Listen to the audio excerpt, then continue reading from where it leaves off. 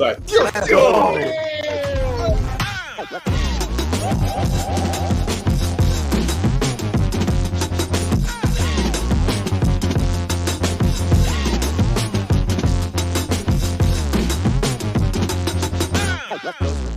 Live with the Revival! Let's go. Let's go.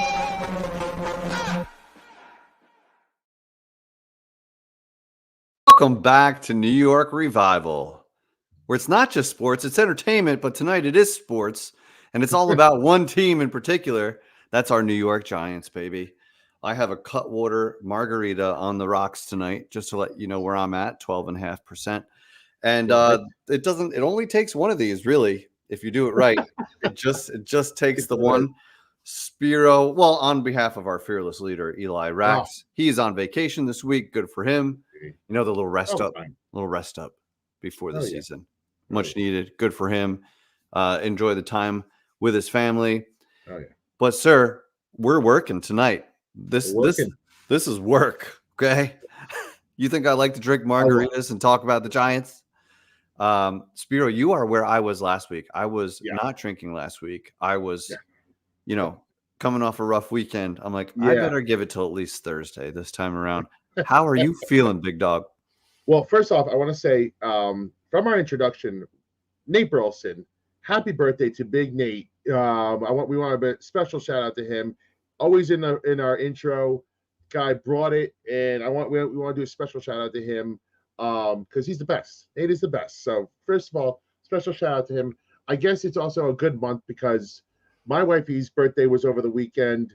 We partied pretty damn hard, which is why I'm over here where you were last weekend. I'm drinking some water. I'm about, again, we went hard Saturday, hard Friday. So I'm now like 85%. I'm almost back, but I just need one more day to cool it, and then we're back. But then your wifey's birthday, another August birthday. Tomorrow. Is she a Leo? Technically, or is she like on the other side? Sure, you're not a big astrology guy. I usually, anytime someone's like, "What sign are you?" I'm like, "How stupid are you?" And that's, I mean, it's not the friendliest way to have that conversation. But you're not a big sign guy. I get it.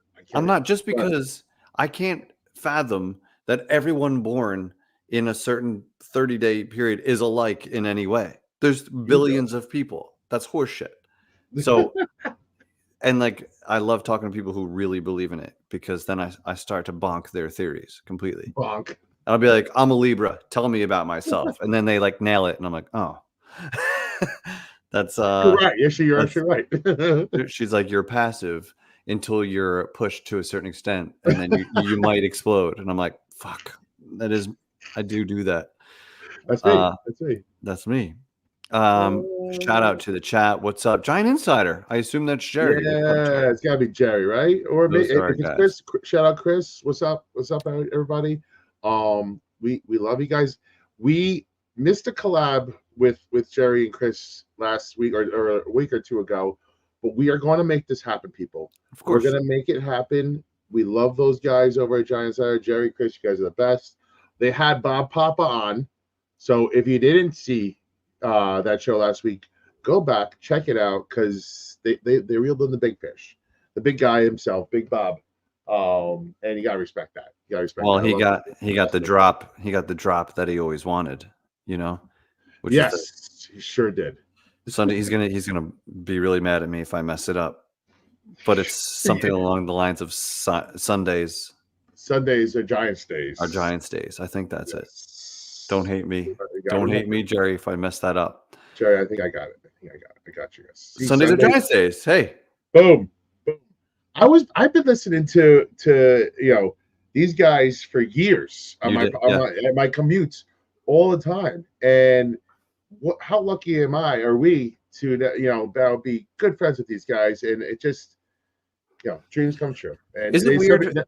Is it weird for you now that you've become famous that you're becoming friends with the people that you used to look up to and listen to and stuff? There's times where it feels surreal. Like we talk to some beat reporters now. We talk to these players. You talk to K. Adams. We talk to Joy Taylors. And like Nate Burleson. We just talked about Nate Burleson, and now so it's and Tiki Barber, like these people that we're now rubbing elbows with, and you watch them on TV all the time. You listen to their podcasts, and it's kind of cool, man. It's kind of when you look up and you breathe out.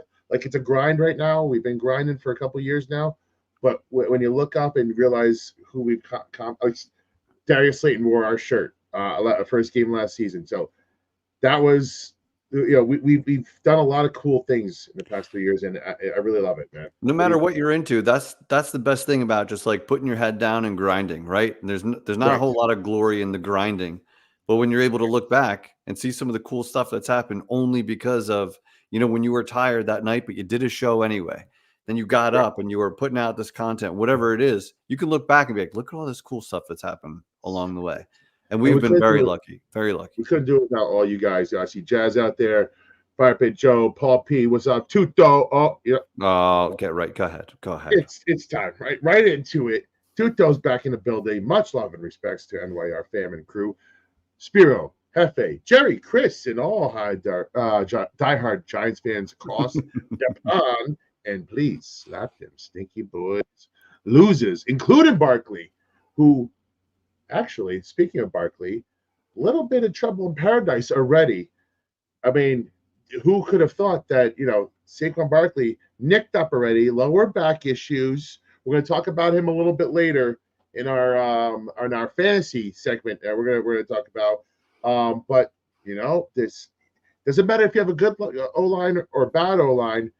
Can't do it with a barking back. You can't do it with a barking back right there. Well, Spee, this is why people look at the age and the miles, and they consider that when getting their checkbook out, right?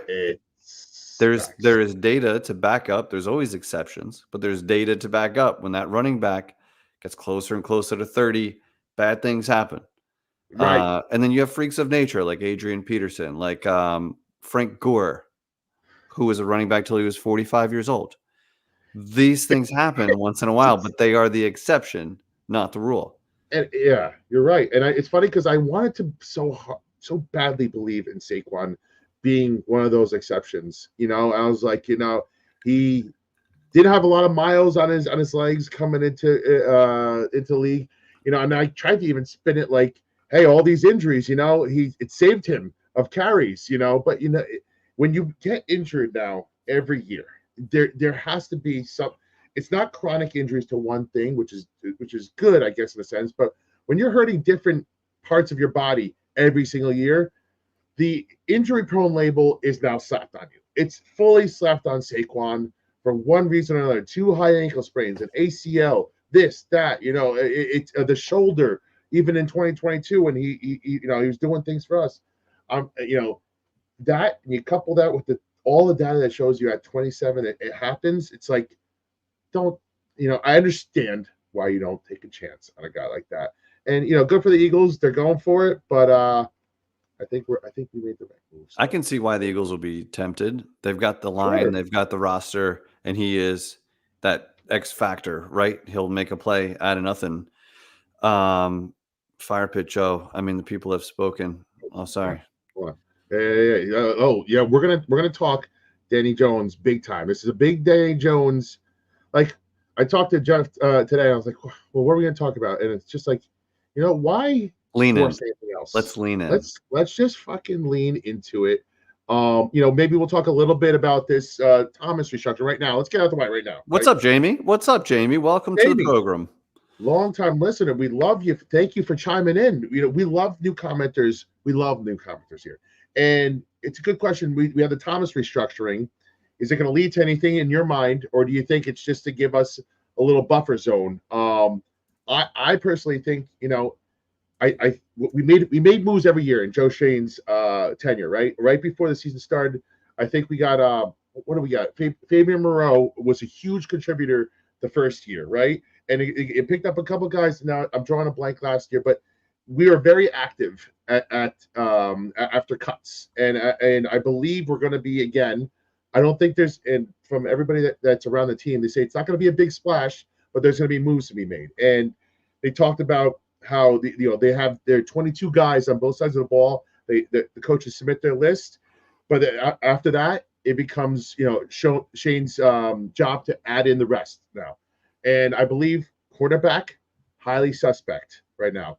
I believe defensive tackle. You lose Ryan Anderson, who was by all accounts going to be the starter next to Dexter Lawrence. You lose him, and I know Chapman has been a fun story. Watching him run fucking down the running back yesterday, and Saturday in that game was amazing, disrupting in the backfield. I hope he becomes a player, but you can't just throw all your hopes at defensive tackle at a undrafted free agent. So I think they're going to go there. They can go linebacker. We're banged up at linebacker. We need a couple more. I have a question, and I loved that hustle play. Holy shit, a man that big running that fast is crazy.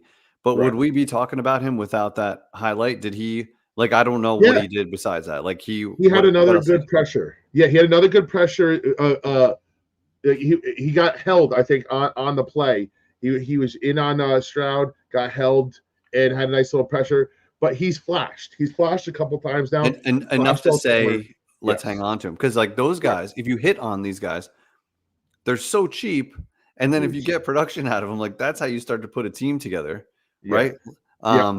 But to all the questions, I don't think a big thing's coming. I don't think we're out ready to go get fucking Kirk Cousins. I don't think we're out here going to get. I don't think we're even going to get Xavier Howard. I don't think a big defensive back's coming. I think there's going to be a bunch of small moves. You trust your guys. We're doing a joint practice with the Jets. There's going to be a huge eye on all the Jet players that might shake loose. So keep your eye on that because we usually ever feel like every time we go into joint practice with somebody, we pick somebody up from their squad come cut day. So watch out for any Lions or Jets, and we'll see, man. This roster's not finished yet. That we know. It's definitely not. And they didn't clear quarterback money, but they already had a cushion to operate through the season. So this seems to me like they're making some room for cut day, which is in less than a week, I think, where they got to do a major cut. There's going to be a ton of guys. So maybe they want to go bang, bang and get 2 guys without worrying about cap, right? Whether it's defensive back depth, maybe interior defensive line, whatever it is, I think they're just making room for that. I don't think it's going to be the big splash that some are hoping for or predicting. Agreed. So we got a couple guests tonight. First of all, this show is brought to you by Underdog Fantasy. We've been having so much fun. And this is not just, not only are they, they're sponsoring us, but I'm just saying this honestly. It's been a hell of a lot of fun doing these drafts because we do slow draft, right? Which means basically take your time. When you have a second to look at who you want, you pick it instead of the pressure of having only 1 minute to pick your guys. It is pretty awesome. So it can last a couple days, but it's fine. You check on it. You got something to look forward to when it's your turn, whatever, go for it. But we do have, code Revival. If you want to get in on the action, download the app, Underdog Fantasy, code Revival, and join us because we're just going to keep firing these up. And I'm going to really, really make a case to extend our deal with Underdog because I like it way more than I thought I would. I'm all in. I'm checking that shit 5 times a day. This is really fun. And it's funny because Sarge was like, just a reminder, just because we're doing the slow draft doesn't mean you need to take all 10 hours to make your pick. But it's cool though, because you know what? We say it ourselves, if you do a fast draft and it loads up right away, your whole team could be auto drafted and you don't even have any say. I'll take the hit on that one. We were firing up our first draft and me and Spiro are on the phone and I'm like, should we do slow draft or regular? Because it fires up as soon as the last guy joins the league. It just starts drafting. You have a 1 minute warning, which is insane. But he was like, do slow, give people a chance. I'm like, yeah, but you don't want it to take forever. I'm just going to do it. And I made the wrong choice. That's fully on me. So the next 3 drafts were all slow, and that's the way to do it. Especially with a couple weeks till the season. There's no rush, but it gets you in already. It gets you like the you mindset. Feel football coming. Yeah. Yes. Maybe I'm in a couple redraft leagues. I run one, which you're in, Spiro. And then I'm in another, both 10-team PPR leagues. Those drafts are both next week, Wednesday and Thursday next week. I'm so in on the NFL already and my research and my drafts here and there that it's got me ready to rock. That's been the beauty of it. Fantasy Joe, no fantasy expert on last week. He got us fired up talking about all the good shit that he mentioned. Go back and watch it if you haven't yet because a lot of good information there. But we're ready to cook. We're gonna talk a little bit more fancy later, but let's get down to brass tacks here. We got our special guest sitting right there waiting to talk to us. Let's just do. We have one of the best content creators in the game here with us tonight, and then we have a special little thing later. Okay, Yes. but first, I see you out there. Guy. He's back. Maybe we'll bring him on because I bet this guy would like him too. We might bring them both on for a minute. Yeah, why not? But guys, give it up for Big Dash Nose. Big Dash. What's going on, fellas? Oh, Dash, what's up, my man? I appreciate it, man. You make me sound like I'm lit. Listen, I'm no Eli Rax, but I give it my best shot with the intro. You did a fantastic job. I appreciate it. How you guys doing? We're doing great. Man. Doing we great. want to hear how you're doing because Dash. Sometimes you bring everybody back down to earth and you calm everybody down, and we kind of needed a little calm down after that performance on Saturday, right? So we want to talk about Daniel Jones, how your feelings have changed, So let's first start, right? Let's get right into business here, right? Let's first assess Daniel Jones and your thoughts overall on his first half performance on Friday. All right. So the first thing I'll say is this: I needed some consoling myself. I'm usually the person that calms people down, but I needed some calming down myself. But I take everything with a grain of salt. I will say this: I was not happy with how the first quarter looked. I was more pleased with how the second quarter looked. But who played in the second quarter is the question as far as those Texans go. And when we did put some plays together, it was against those second team cornerbacks. And so you take that with a grain of salt. But the good was good. By now, everybody has seen some of the quarterback breakdowns, whether it's Dan Orlovsky or JT O'Sullivan. And I think that calmed a lot of people down, even though a lot of the clips people were putting up were a lot of the bad clips. And they tend to, shy away from some of the good stuff that we did see. But yeah, that's how I feel. But I'm not going to, as bad as I felt Saturday, I'm not going to, forecast, what's going to happen week one. I still want to see that happen. Everybody's full go. It's not a snap restriction because we saw JMS for a few series and then he was pulled for Schlottman, trying to keep him healthy. And then on the defensive side, same thing with Dexter Lawrence as well. I think, was it Bobby Okereke probably is the one that stayed in there the longest. Yeah. But he has, and we're running out of linebackers, so I know that's probably why. But yeah, no, man. I feel better now that it's been a few days. I just need to see these guys play again. And then hopefully, I don't know if you guys talked about it already, that we play against the Jets for at least a couple series, man. I think we need to do that. I'm totally with you there. And Dash, I'm so sorry. I meant to play some like nice background music when you started out. Would you mind starting over?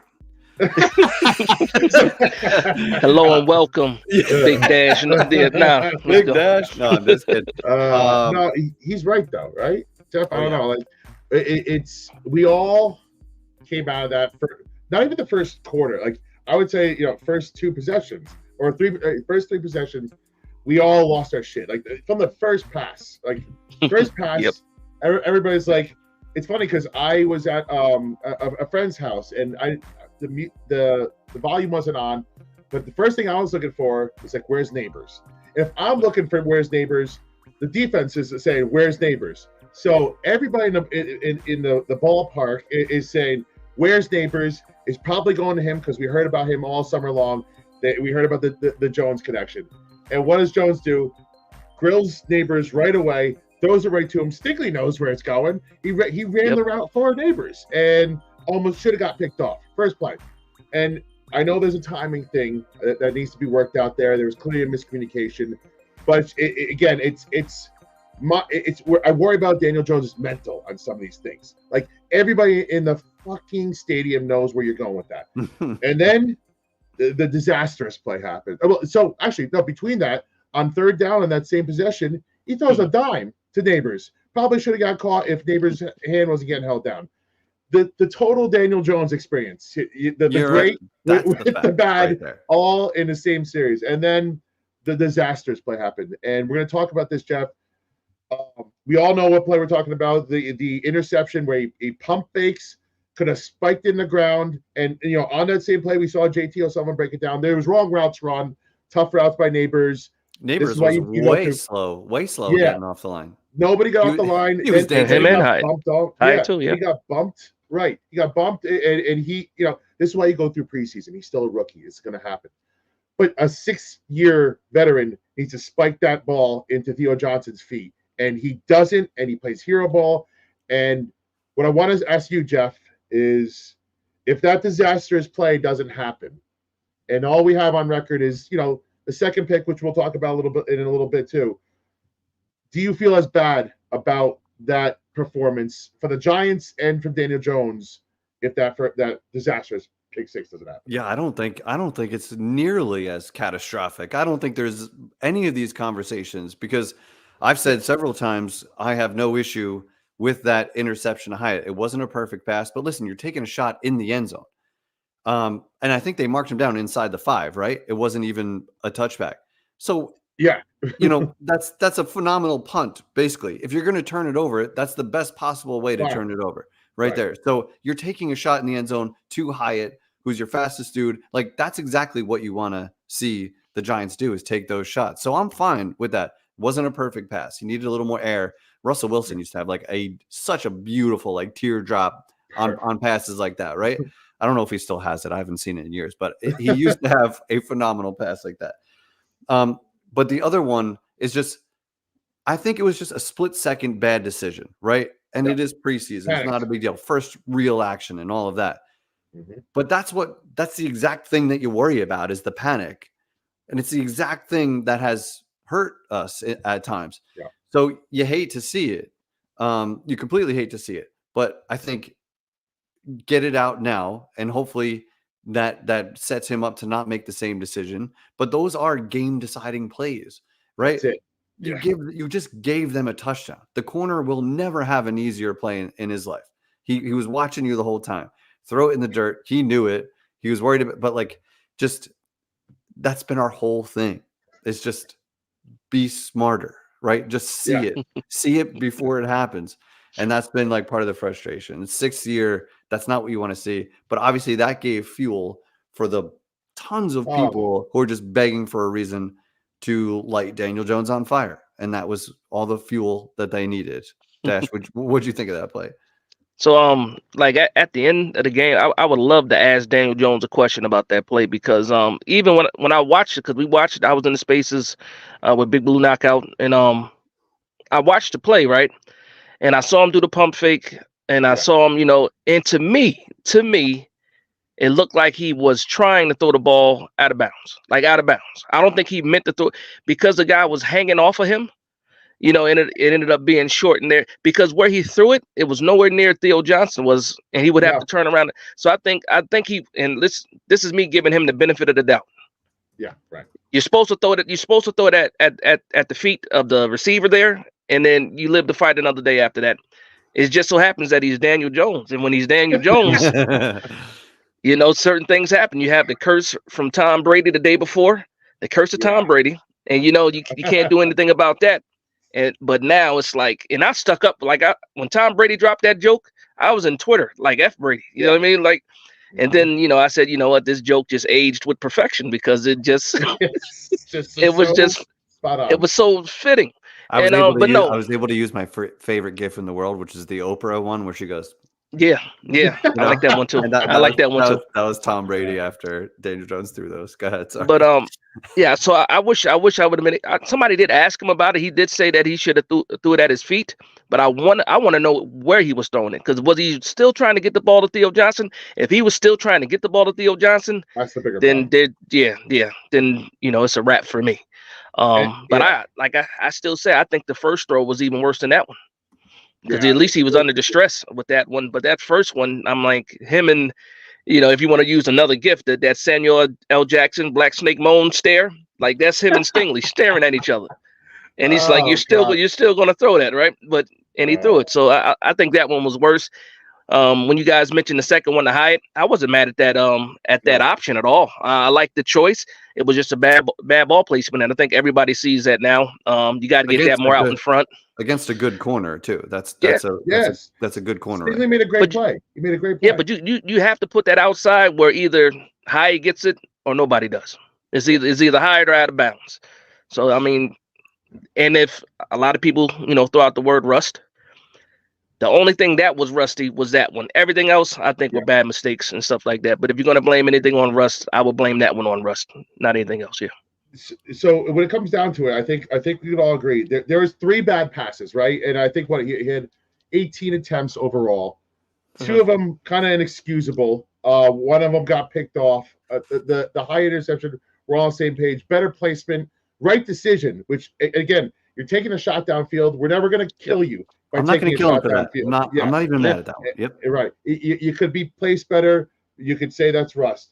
Now he did. We talk about the rebound, and I know we talk about who he went up against, and you could even go as far as the reason why he had time is because Will Anderson wasn't playing. The other edge, I'm trying to blank right now.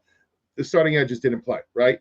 But what I want to say, the decisions all after that second interception were actually good decisions too. They were Yeah. good throws, and be it against second stringers, third stringers, whoever.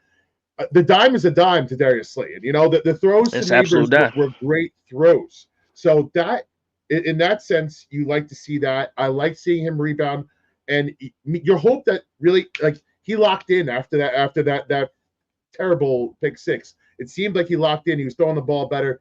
Could still use a little bit more timing, and there's like a Wandale throw here or there that could use a little bit better timing. But again, you want to let's chalk it up to Russ. It's still preseason. It was their first real game together.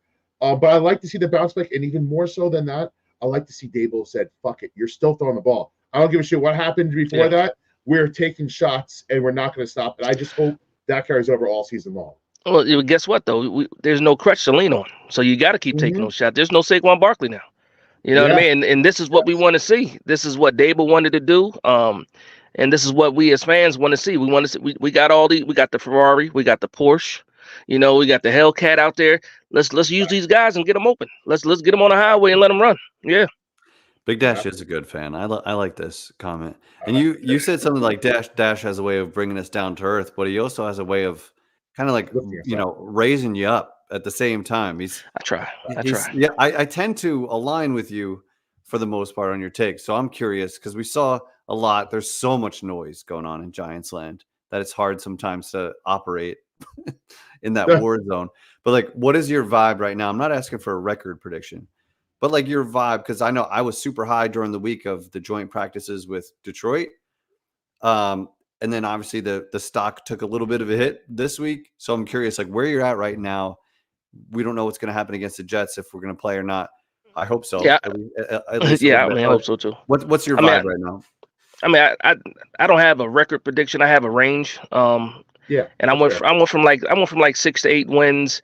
After that Detroit week, I kind of boosted it to like 7 because I felt good too. That Detroit week, I felt good. I went from 7 to 10 wins. Not a big change, but that's where I'm at. I think the thing I'm waiting for the most is this, just get to this Minnesota game. And once I see how we perform in Minnesota, because I'm really like I'll be guessing if I told you guys exactly because I don't really know how I feel yet. And and like I try to block out the noise because again you see it on both sides. People are extremely down. People are saying wait, you can't condemn the season yet. But for me, I'm literally in the most let's wait and see mode that I've been in the last couple of years. Because last year I was on fire, ready, coming off of the playoff win. Yeah. I was on fire. This year, I'm like trying to crawl back up the mountain. So I'm waiting for it, man. I need the big horns like the Ricola commercials, man. I want to scream from the mountaintops that the New York Giants are back, and I can't do that yet. I can't. I cannot wait to be able to trash talk with confidence, man. That's what I want to do. I want to be able to trash talk with confidence. That's all I'm asking for, and hopefully we can do that. Dude, that joint practice week, like I went into the season because I was predicting 11-6 last season. I'm with you, man. I drank all the Kool-Aid. But coming in here, I was like, our expectations are so much lower. But then that joint practice week was like, these dudes are fighting. Yeah. Like, this is a team that you can be proud of. And, like, that's all you fucking want. You want to wear your Giants shirt and be glad you're a Giants fan.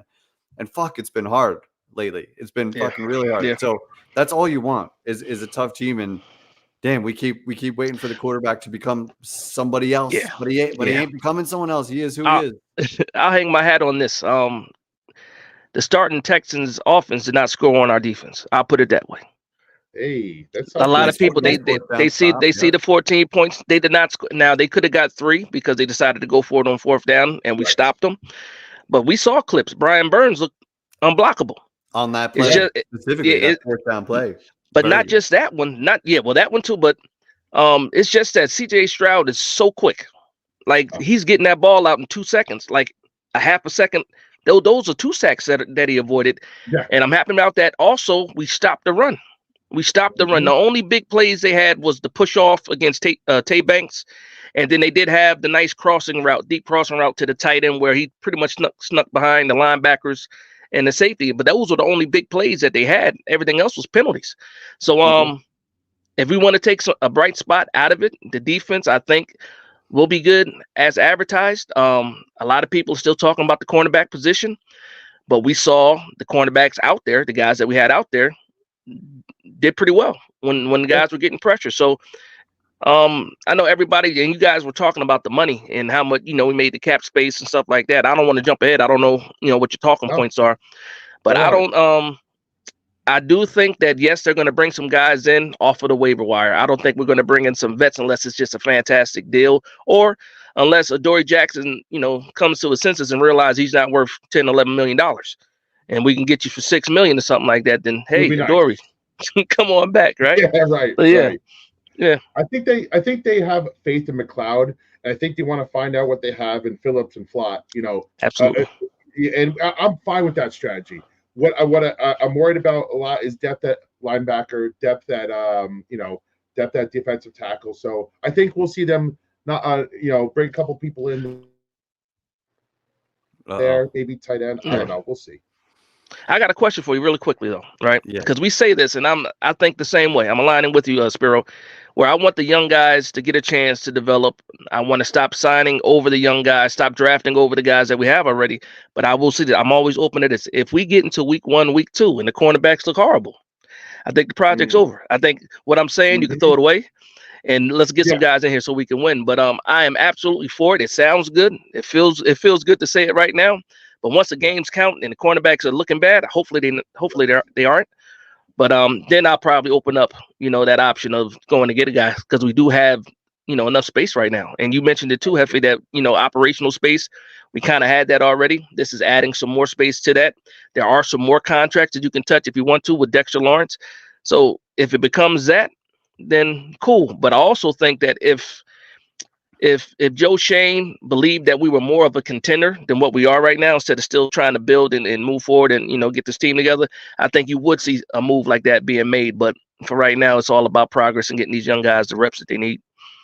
Dash, you're the man. I want to ask you one more question. And yes, thank sir. you so much for coming on with us. Absolutely. On short notice, no less. I think I've asked you this the last 3 times. I missed you the last time, man. I missed the tweet. I said, oh, man. But, yeah, I got you this time for sure. I got to get your number so I could I'll text you Absolutely. next time. You saw Drew Lock come in. He looked like crap and he got hurt. It's like, all right, well, it makes you wonder a little bit.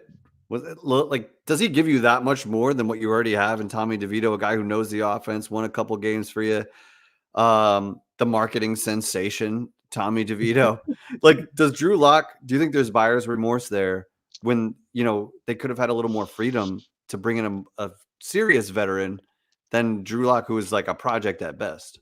Yeah. I'll say this. I want to apologize for two people, because I thought Drew Lock was going to be better than that. I thought Drew Lock was going to be better than that. It wasn't much, but the one thing I hung my hat on with Drew Lock, I said, at least he throws the ball. And that first preseason game, he did not. And you know what? I also want to apologize to Tommy DeVito, because at the end of the day, and I'm from Jersey, he's from Jersey. I need to apologize to Tommy. We didn't need Drew Lock. If Drew Lock's going to play that way, just give me Tommy DeVito as the backup. Like you said, he knows the offense already. DeVito as a backup, nothing. Now, this game, like I said, I don't know if they're going to play the starters or not. But if Drew Lock plays against these Jets and looks like he did against the Detroit Lions, I'm done. Yeah. Is there anybody who has more to prove than Drew Lock in this next game, right? Because he's going to play a lot. He's going to play for at least a half, right? You would think. He has the most on the line right now, like in terms of a good player, right? $5 million, right? $5 million. Yeah, $5 million guaranteed too. Shit, man. That's what I'm saying. Like, what was wrong with Tommy DeVito? Like, you already had Tyrod Taylor, whose price went up, got a better. I think he like almost doubled his salary to go to the Jets. Fair enough. Yeah. You're going to lose him because he was probably the most valuable backup in the league. Yeah. Well, they thought it was going to be easy re-signing too. You could tell by the way they talked about it. I think we had him at $6 million, and the Jets took him for 12 because that's how valuable it is. You can't tank a season because the first. Let me tell you how. But I mean, I'm going to get on. The Jets are dumb because you have you have Aaron Rodgers coming off of the injury, and then his backup is one of the guys that gets injured the most. The most. Yeah. And I like Tyrod Taylor. I like Tyrod. He can't stay healthy. He can't stay healthy. So I don't. Who's the third quarterback for the Jets? I don't even know. Do we even know? Question. It doesn't even matter. That's just it was a dumb move. It was. Mike White doesn't exist dumb anymore, does he? He's in Miami. He's on the Fins. Yeah. I think. He's in Miami. I'm like, but yeah. You're right on that. You're right on that. I didn't even think about that aspect. Drew Lock has a lot to prove, man. To me, he has to move the ball down the field, and he has to look better because if we go into this season and we only keep 2 quarterbacks, right? If you're asking me right now today, I'm taking DeVito. I'm eating the $5 million, and it is what it is. Wow. It is what it is, and it sucks. It sucks. You better fucking sling that Brock this Saturday. Does Joe Flacco have a job right now? He's somewhere. I think I saw him somewhere. Yeah. I think I saw him somewhere. The Colts. Can't be the Browns. I almost said the Colts, so maybe you're right. Cincinnati. He was at the Browns last year, right? And then he did some things. He looked all right. Yeah, but then they let him go. Colts. I don't know where he is right now. Colts. It is Colts. It's Colts. Okay. Yeah. I like that for the Colts because if AR gets hurt again, you got yourself a reliable backup now. So, anywho, Dash. Yes, sir. We appreciate you for coming on. We're gonna talk some Thank more. You, obviously, go follow Dash if you're not already. Tell them where you can find you and plug your awesome show because it is the best. Yes. No, absolutely. Big Dash knows on all social media platforms. I'm even on TikTok now. So, my kids talk me into it. I don't post much, but the old man is on TikTok. But I appreciate you guys, man. As always, you guys are doing a wonderful job. Shout out to Underdog. You guys sponsored. Yeah. Yes, sir. Yeah. You, man. Yo, big money to get in there and play some fantasy football with us. I don't know if you're into it or not, but not with that slow draft. Not with that slow draft. No, sir. You would love it. We'll fire some quick ones up. Absolutely, man. Thank you, fellas. Thank you as always, brother. Take care. Man. Have a good one, man. Later, man. Shout out to Vibes too, man. Vibes. Enjoy your vacation, man. Later. Peace, later, brother. That was great. He's the coolest. You gotta love Big Dash. He's the best. Before we get our other guests in here, we got Chris. We haven't heard from Chris in a while here. Good question, Chris. What's your guys' message to John Marin Company? Show your disappointment in Giants' decision not to do a scrimmage at FanFest. This is more of a straightforward question from Chris. This is his most straightforward question I think we've ever seen for Chris. Great question. It is disappointing, I will say. What I'll say on the flip side is I understand it because how many clips that came out of that whole day that showed on social media, all the plays were out there. There's a lot of video that was being taken of the practice. Now, it's funny. You want to do it for fun, but there was people shredding Daniel Jones. There's people a whole stadium worth of people were there, as opposed to a practice where you have a couple of people on the stands, not too much. I think they did it because they don't want there was too much public knowledge, too much filming being done. They probably want to cut short. I'll say that's what I think the reason is. But there was gross overreaction, that's what we do. But I also got one of the best homemade gifts of all time from that last scrimmage, which is Nicky Snacks grossly overreacting to what was a sloppy and disgusting practice. And he was like, the season's over. We suck. and it's Justin Pennick just patting him on the back. You know, and you could, from like the mid tier wherever we were seated, but that's a gift that'll live on forever. The message to John Mara, yeah, I mean, you kind of said it. You understand, but FanFest is totally missing something. Like there's not no as fun. For me, there's no reason to go. Like I want to tailgate, hang with people. Whatever they got going on seems more like a kids event, which is fine, but that's not where I'm at. That's not what I'm trying to do. I'm trying to like, you're right. You're right. And one more thing, we missed this on C's, and there's one more play that we didn't talk about, but it should have been talked about. Daniel Jones makes a great scramble. It gains a first down, and he pulls his same old bullshit of like not sliding, leaning backwards into it, exposing the neck, which you've hurt twice already.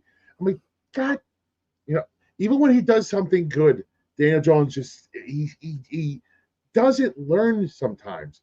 Get down. Even if you're going to get a first down, this is the first preseason game you're playing in after your ACL surgery. You almost put yourself in the position to get hurt again. And he was going for a first down in a preseason game. And I get it. Instincts take over, right? Once he takes off, he's like, I'm getting the first down. First of all, he didn't look that confident, running at all. Because probably halfway through, he's like, what the fuck am I doing? What am I doing? How am I going to get out of this? How do I stop this? Stop out. And then I was actually fine with it until the way he felt. Like, you've just got to avoid that. That could end your career. That could make you not okay for the rest of your life. Like, dude, please, for the love of God, you got to avoid that stuff. Okay, moving on. Let me get the right music on. Okay, we are the hub of Giants fandom in that we don't have an agenda. We call it like we see it. Okay, we welcome people from both sides of the fence. Shout out to the 218 people tuning in between Twitter and YouTube right now. And our next two guests, very special guests. One of them might look very familiar from a couple sketches. Another one has actually been on the program before, but you may recognize his voice from a couple sketches. But we have two guests coming on to talk about the different ends of the spectrum of the Giants fandom. Okay, very special guests. We have TK, and we have Lord Puff-A-Lot. Welcome. Round of applause. Is the audio good? We're audible. You are audible. Yeah, can you hear me? Can you hear me? You hear those silky tones? Those silky tones are coming across well. Yes. So I'm trying to think of where they like TK is obviously Carlos. And he's in the garage. He was also the customer service representative from Billionaire Airlines. That was good. So he's also Dr. What was I'm just El Jefe's general. Just you're a utility player. Yeah, catch-all. Very good. Swiss Army knife. But Lord Puff-A-Lot, I would say your two best voice performances were kind of like the night court. The court was phenomenal, and then the Nick's Rangers. Try Nick's Rangers. Try Nick's Rangers. Are you a suffering Giants fan? Try Nick's Rangers. Can you give us a Try Nick's Rangers? Try Nick's Rangers. He's a professional broadcaster, so that's the deal. So sound better than I look. Real face for radio, as they say.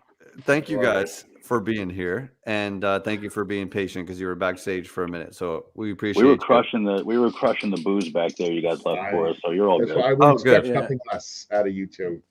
Our riders were fulfilled. Thank you. I was going to say, was your rider? Did our team meet all of your needs? A+. Okay, good. Yeah, miss nothing. I'm sure it's not smoky back there at all right now. Okay, so we have a Giants chat, a Giants text chat. There's a handful of us in there. One of the other members is the guy who plays Coach Dable in the sketches. There's a whole bunch of popular people in there, but we got into the conversation of, TK saying it's not that I think Daniel Jones is the best quarterback ever. He's just the quarterback of the Giants, and I'm a Giants fan, so I'm riding. And Lord Puff-A-Lot is saying, I'm sick of barking up that tree. Like, God damn it, I want my team to be good. I've had enough of this shit, which is pretty much exactly where the Giants fan base is right now. Yes. Writ large, yes, absolutely. Right? So you're either kind of one or the other. And if you're neither, then you probably don't care that much because you got to feel one way or another. You have to have It's like, something, well, yeah. I'm just complaining. Let them figure it out. That's frustrating. Unfortunately, that kind of feels where I'm at right now, where I almost don't care. I'm still in love with the Giants, full bloom in love with the Giants, but I'm going to not make myself miserable this entire season by just trashing my team. I'm tired of that. Am I tired of that? Does Daniel Jones suck? Yeah, sure. But like, I'm not going to be miserable about it all damn season. I can't do it. I can't do it. It makes my Monday mornings miserable. It makes my Sunday evenings unmanageable. And I just want to have a normal fall into winter. That's all I want, really. Literally 9-8 would be literally winning the Super Bowl to us this year. That's fine. We sign off on that. I'll take it. Yeah. Skyline chili is disgusting, by the way. I'm sorry. Skyline chili is disgusting. It is. It's totally nasty. Is it nasty? It's terrible. Yes. It's like their story. The pits. It's their staple. Isn't it like a big deal there? It's a big bowl of spaghetti with chili and cheese on it. It just looks heinous. That's not my language. I think they're just trolling us. They're trolling us. My apologies. Took you off topic a bit there, but the Skyline had to be brought up on its awfulness. It is. Gary Cohen did a great thing ripping Skyline chili in a Mets game, and it was incredibly hilarious. Carry on. That is right. Well, listen, we have all season to be miserable. What little glimpse we have right now of positivity, we're going to be positive for as long as we possibly can, because it could go south real quick. I mean, last season it went south, literally game one. So it's probable. Yeah, it could happen again. We were in TK's garage when it went that direction. I was so psyched for the first game of the season. I thought we were going to finally start off strong, beat the Cowboys first game of the year. And within 5 minutes of being in this garage, it was miserable. The only relief was that we didn't pay for tickets, which we were like so close to doing pretty much until the day before. We're like, and then it was pouring rain and a 40-0 loss. We're like, at least we're in Tom's garage. Like it's not that bad. And this feeling's lasted a decade.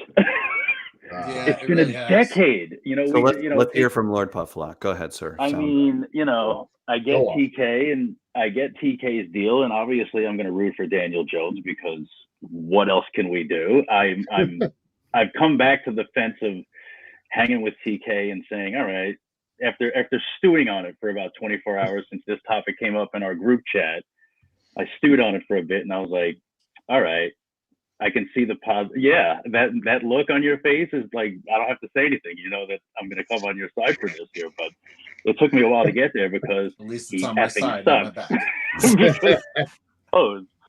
I mean, there's nothing more. He's nice. He's not a sixth round pick. We know this by now, obviously. But Christ, man, can you like get sort of better? Sort of better? If you look at the first quarter of the last game to the second quarter, I mean, he got a lot better.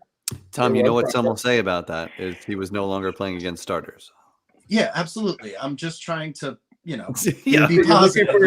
Looking for the silver lining. That's optimistic at this. That's what DJ supporters have gotten very professional at is finding. Okay. Yeah, and I really wasn't that guy last year. I know. I was not very happy with the performance last year.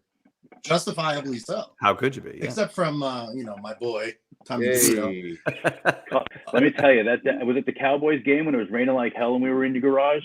Yeah, opening for the ultimate Cutlets game, or that wasn't the Cutlets game. That was opening night at rainstorm. Opening night was the rain. It just so happened we congregated in this garage more often than we probably should have. They're all mixing into. We put a lot of good hours in that garage. I don't want to have to start worrying about the Rangers while the Giants are still playing in October. Like that's what I don't want to be doing anymore. Like I don't want to go into a season and be 1-4 and you're like, fuck. What now? Did Jones get? But like, is there a leash on Jones? Is there a leash? And what's the backup plan We know Cutlets is what we got right now, so it's shit or get off the pot at this point. Like, fucking seriously, honestly. This last preseason game may say a lot in terms of like it would be such a fucking awful move if you paid $5 million for a third string quarterback in Drew Lock. But if Jones were to perform bad or get hurt, I'm more confident in DeVito. I don't know. Like at this point right now, how could you possibly say Drew Lock should get the start over DeVito? Right, but how low is that bar right now? Yeah, you know, like, cool. We got DeVito. That's our best option. But like, are you trying to get anything? I thought that when we first signed Locke, I thought we were golden. I was like, all right, I can dig Locke here. I like his leadership. He like got balls. It seemed like he had some balls in some of the like promo videos I saw of him. But what did we see? 2 passes from him, and it was fucking shit city. You gotta hope. Yeah, that's what it is. You gotta hope he has rust too. New system. He hadn't played. He has played a while. Maybe listen. We were just talking to Dash before you guys were your background. This is the most. There's no person that's under the spotlight more other than starters than Drew Lock to get that QB2 position, man. Because I still believe that this guy can chuck it, man. And if you want to throw the ball down the field, he's the guy to do that. Like he's gonna chuck it down the field. But when you're fucking looking as bad as he did in that first game, it's you can't justify putting him on the field. So let's see what he's got. I don't know, man. They're in a weird spot for this weekend's game now too because he already got banged up. You don't want him to get hurt worse, but you also need to see something from him, or otherwise, how could you possibly put him in a meaningful game and feel good about it? Joe Shane has put himself in some kind of fucking corner with the quarterback position, which is the most important thing to figure out. So it comes back to, at the end of the year, is there another overhaul in the top office, and is there another overhaul at the coaching position? Because I hate even that we're getting to this point, but like, this is going to be the first full everything Shane Daves. Like, this is their squad. All the old trash from Gettleman and all that shit is gone at this point. So this is like their team. So if this fails, we're clearly looking at one guy leading to the failure. I'm sorry, it's still DJ, and I'm going to root for him, but it's still DJ. He fucking stinks. Yeah. He fucking stinks. He would have been responsible for 3 entirely separate staffs getting fired. That's unreal. It's unheard of. Or play devil's advocate and say that the staffs didn't do it for him. Like that coin. Well, that's why this conversation will never end. He was put in a horrible situation, and he didn't do anything to help himself. So this could go on forever. Guys, let me just stop you right there. This you're gonna fix this? You're gonna fix this? This conversation is null and void. It's an easy fix. Sit back. Hit record, everyone. We are all Giants fans. We're going to win every game. We're going to be delusional about it all year. We're not going to be upset when we lose. This is what it's come to. This is what it's kind of has to be for sanity's sake. So let's just understand that DJ is going to be our quarterback for the entire year. He's going to throw for like total 5,000 yards between throwing and rushing. He's going to have 25 You're underscoring him, bro. It's going to be wild this year. Wild, beyond your expectations. Comeback player of the year. Mark it. Book it. Go to your fucking place your bets right now. I want you all to know told you first. That felt incredibly uncomfortable to say. Yeah, I bet. You know, clenching the whole time. Where I gotta be. Things are not okay. He's right, dude. He's right. Like, what else? We have no other time to be positive than right now. There's still hope for starting the season out 2-0. No matter how bad that first quarter of that second preseason game looked, there's still hope. They're playing Sam Darnold. Minnesota's coming to MetLife. If you can't start off 1-0, you might as well fold up shop, right? Like, it's going to be a long season. If he doesn't ball out, it's going to be a lot longer than the 10 years you're talking about. We've been waiting. So God, don't talk about that. That's what I'm saying. I think the rest of the team's there. Can we talk about something positive for a second? Can we talk about that old line from the last game? Yeah. It looked very nice. Talk about it.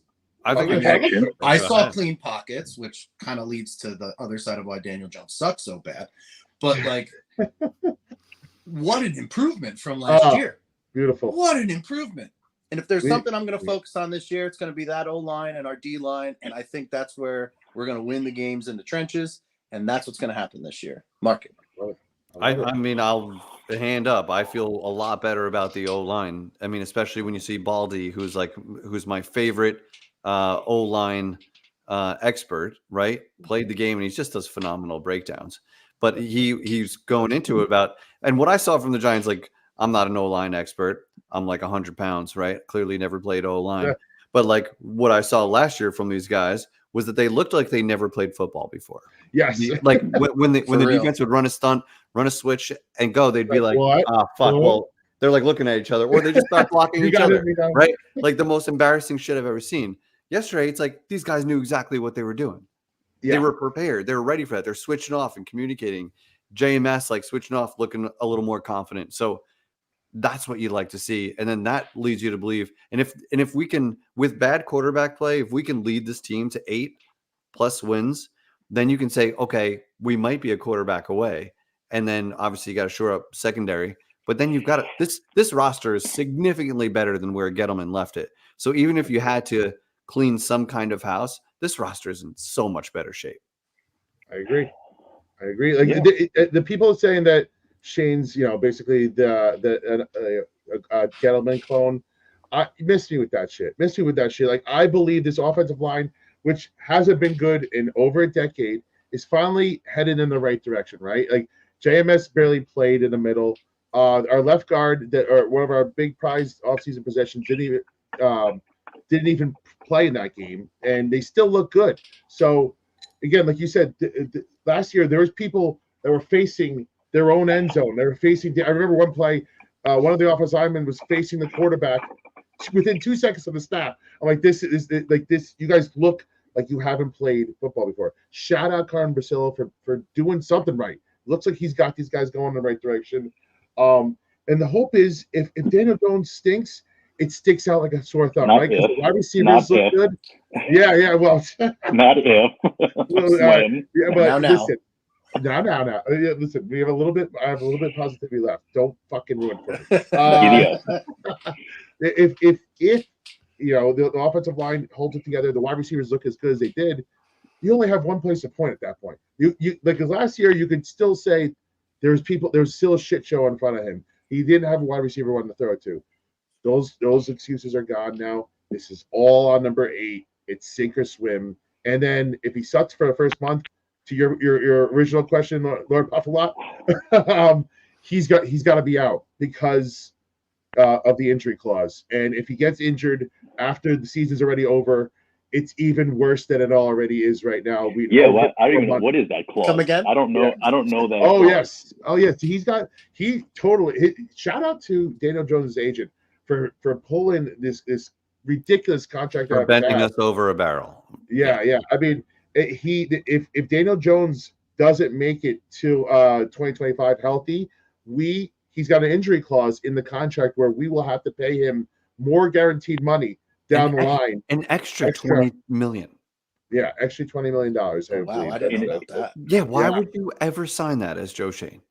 I think that it's like the give and take, right? It's like we have an out now, and because we have that out, we have to give on the injury clause. So that was like the give and take of, the whole contract. So. I'm sorry, it's $23 million when there's already, I think, 20 to 22 of dead cap next year. Right. So if we move on from him and he's injured, we still pay him $43 million. So get his ass out if he sucks early. Are you fucking kidding me? And there are still people, Paul Schwartz, I'll say it by his name, saying this contract is a bargain.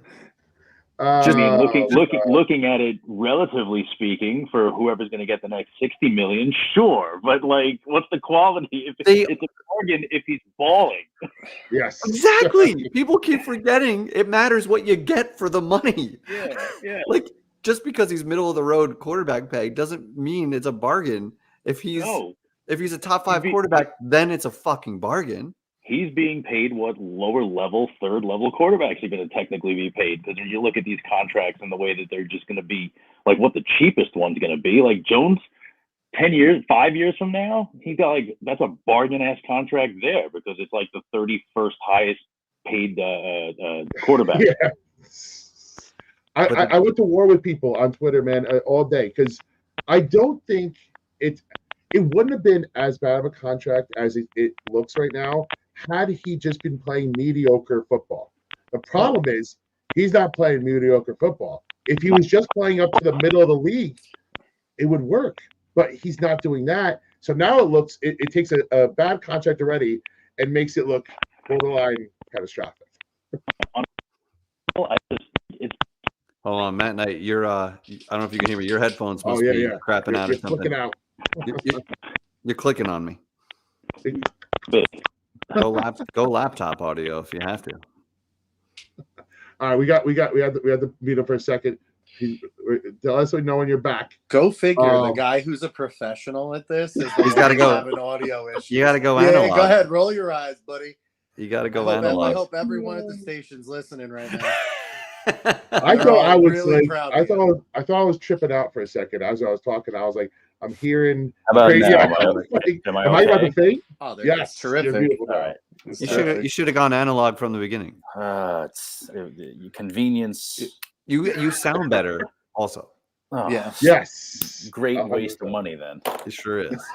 Plugging it right in. I would lose that on day 2 if I had wireless.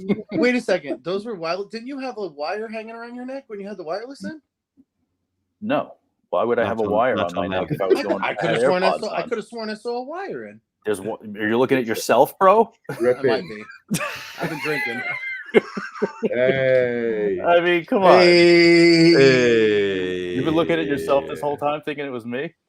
I can't see a damn thing. You guys are all so little. Tom's looking at himself like, oh, he's on his phone. I can't see it. Yeah, I'm on my phone. I'm actually at 10% too, so you only get 10% of me left. well, we only got a few minutes left. What are your guys' feelings? Jets versus Giants, last preseason matchup. Do you think it's worth it? Do you want to see the starters go for a quarter or two? Fuck yes. Okay. Done. Well, yes. You just don't want to see neighbors get hurt, right? Like you almost want to get him in for one possession and get him out. Like, but you also want. It's such a hard position to be in, right? We got a fucking season to play. Are we? Time to take the tarps off of the Ferraris and let them run. Let's go. Let's get it started. We're meant to be driven. They want to take this to an 18-game season anyway. Let's get it started. I'm kind of with TK on this one, Puffy. They need it. They need it. I think first half. I don't know necessarily through 3, but I definitely think. First half is because now it's what this is the third and final. So like it used to be, third game was always the one where like they would go. It used to be like 1 quarter, 2 quarters, 3 quarters, right? Yeah, it was basically. Did I really have to specify second half? What's that? Did I have to specify that they weren't going to play second half? No. I saw where you're going. Yeah, I'm. Okay. No, what did you think? Whole game? No, I was thinking only the first half. We got to evaluate the bottom half of the roster. Yeah, I mean, big cut day. Big cut day. Yeah, I mean, come on, guys. we got to see what we got a season to go through, not necessarily just judge talent. So let's get it going. That's true, though. You got 2 things to worry about, so that's why half and half makes sense. But we got so there's also the joint practice part of this, right? Because they always talk about how these coaches love fucking joint practices because you get the real bullets flying, but you can't really hit hard enough in these things. So, and again, if the Jets are playing their backups, is it even worth playing your starters at? Because like, what are you really gaining from that if you're going against their backups? Because we said the same thing about perception. They'll look better. Yeah, right. And so if DJ, but again, we threw DJ in the bus for his second quarter. We're like, it was against backup, so does it really matter? Like it's a lose-lose situation kind of right now. I say you play him for a 2 series, 3 series. If they come out looking great, you can pull them a little earlier, right? I don't mind as much. Like I'm not big on like discarding what they did because it was against backups, because those are players that become starters when an injury happens, and those are players that get their chances and become starters and whatnot. So you don't know who these guys are all the time. But Daniel Jones was a yard away from having a bomb touchdown to Slayton. We probably would have felt better if it was 1 more yard just to have that stat there. And I don't care who was playing defense because he was on Slayton. It's not like the dude tripped and fell. He was right there, and it was a good throw, and I have no problem with it. And I also don't. I'm not critical of positive plays, right? A lot of people like to pick apart. Oh, it was over his back shoulder. Should have been like shut the fuck up. If it was a big game, we'll take that and just move on. Like there's plenty to criticize. You seen our offense? Oh God. So I don't mind building a little confidence if possible. So if the Jets play their starters in the first quarter, keep ours in for another quarter. Like go into that first game with a little edge, like best case. No injuries and a little confidence. That would be best case. Hey, but listen, college football starts this weekend. We have weekend football for the first time since February, and I don't know if you guys are excited. I was going to say, wasn't I watching football this weekend? No, you were watching a replay of a fucking other game.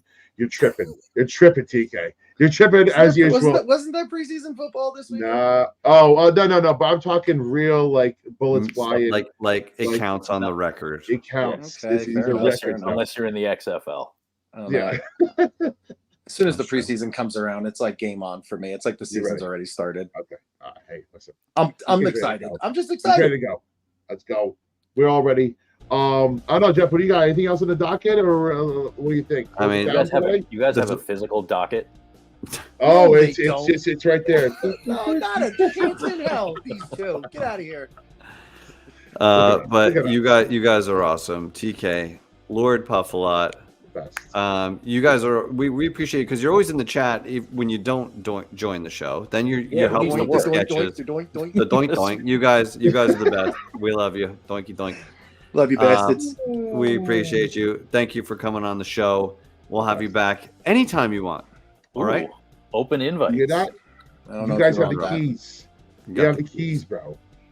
By the way, shout to I thought I was following Big Dash, and I totally realized I was not. I was like, "What the hell am I doing?" And I went on and make sure I was following him. Sure enough, I followed him there, but I don't know how I wasn't following Dash. Make sure you guys are too. He's the. That goes for everybody in the chat. If you're not following Big Dash, you gotta. He's one of the best fucking Giant fans.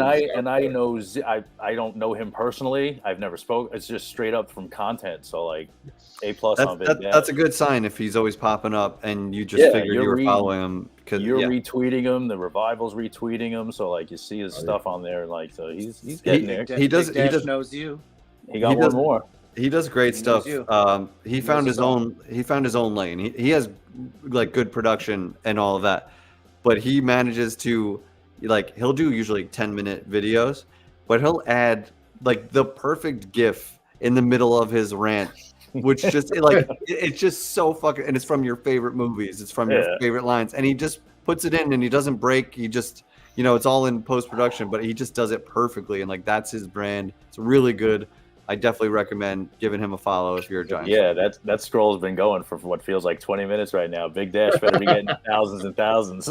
Make sure you're following him because maybe you're not, and he just starts popping up. But thank you guys so much for joining. We love you. We appreciate you. You too. And we'll talk to you soon. Later, y'all. That was fun. You know what? I think I came into the show thinking we were going to debate, but I think we were kind of largely on the same page. Like, just because we're brothers and we do think a lot of the same way. I wanted to debate you more, but like, we're both like, that first INT sucked. That first pass sucked. Then you're okay. You're okay. And I want to see a little bit. You're right. I want to see a little bit more. You're okay before we go on the season. Give us a little bit. Like we were low before the Detroit Lions practice. High after the Detroit Lions practice, low after the first quarter of the Texas game, higher after the first half, and we're kind of just on this roller coaster now. Give us a little bit something so we can head into that Minnesota game a little bit higher. Yep. You know what? TK said it in passing earlier on when he joined, but the worst thing you can feel as a fan is nothing. Yeah. Right. When you go in, you're watching the game like it's irrelevant. And that's what you can't have. It's like when you start 0-3, 1-4, 1-5, and you're watching games in October, like, are we fucking seriously watching the draft tracker already? Like that is the worst possible scenario for me. Like I can't stand that. And what that week of the Giants-Lions joint practice gave me is this team's going to fight. This team's got to fight. Let's go. Like this is one of the better NFC teams. Like, and if we can go match their intensity, and it's just practice, it's just scrimmage basically, but still you saw something that you weren't used to in recent years. And that gave me like, there's the fire that's been like dimmed from you were at that bad stage. You were at that bad stage before the Lions practice. You didn't feel anything. You're like, I don't know what to feel. Yeah. But then that lit the spark. That Lions practice lit the spark. That got me excited. And I saw Neighbors fighting, and I saw Singletary with my favorite move of the entire preseason. He's your favorite player right now. He's your favorite player of the team. Because it just reminded me of like, I'm never the one to start a fight.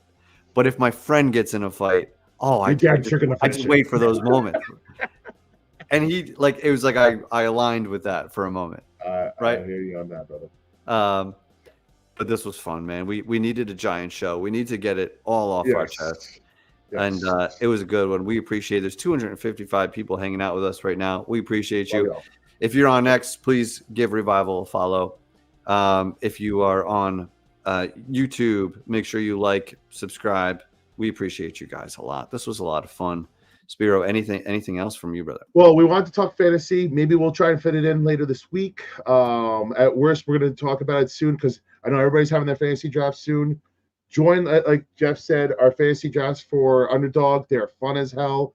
It gives you some a little bit of practice before going into your big drafts. We're having a great time with those. They're easy. They're fun. Join them. But other than that, man, let's see what we got on Saturday. Join practice tomorrow. I'm trying to go. We'll see if I can get there. Do it. Big business. It's getting to see Sauce First Neighbors alone might be worth doing whatever I have to do to get there. Well, I would love to see that for a quarter. I would love to see that. That's fucking awesome. Because I think there was a little bit of shit talking before they even practice at all. Like there was some shit talking a couple months ago. I feel like that's going to be electric. It's going to be electric. I almost have to make the drive. I don't care, just to see that, and I might just leave after them two go at it. So no, it's exciting, and we're almost there. Almost there after that. Hell yeah, man. Always love chopping it up with you. On behalf of our fearless leader, Eli Rax, who's enjoying vacation as he should before the madness all begins, right? This is the calm before the storm. This doesn't even feel that calm, but it is before the storm. It's about to get rougher. But I am El Jefe. He is Mr. Glass Half Full. Thank you so much for hanging out with us tonight. We'll see you again soon. New York Revival, I'm in the building. Let's go.